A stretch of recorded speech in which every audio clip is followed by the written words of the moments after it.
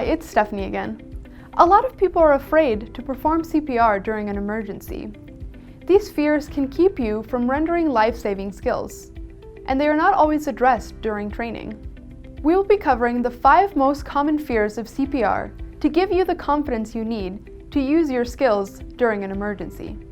Number 1 is being unsure of your skills. Number 2, that you will harm or kill the patient.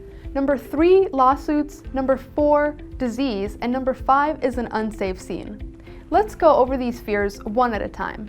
The first fear is being unsure of your skills, that you won't know how to do something or that you will do it wrong.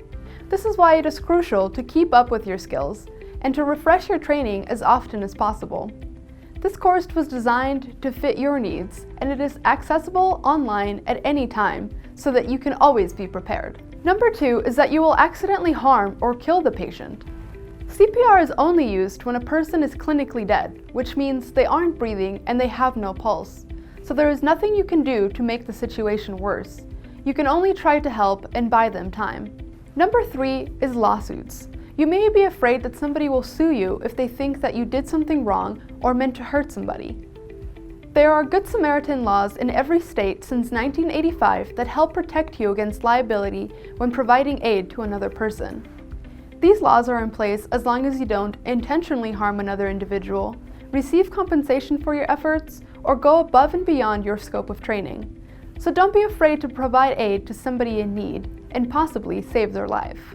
Number 4 is that you might contract a disease from blood or body fluids from the patient. This fear can be resolved by using appropriate personal protective equipment, such as gloves and a CPR accessible shield. You can buy these items online and keep them on your keyring so that you will always be protected and prepared. If you do not have a CPR accessible shield or are not comfortable giving rescue breaths, hands-only CPR has been shown to be just as effective for adults in the first 3 to 5 minutes of collapse. Number 5 is an unsafe scene. You might encounter a dangerous scenario where providing aid can put you at risk too.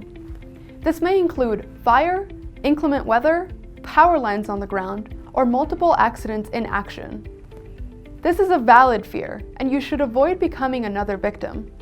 Always be sure to check the scene before entering. And if it is not safe, then call EMS first and wait for a safe scene before going in to provide aid. Although these all sound like legitimate concerns, they can be overcome.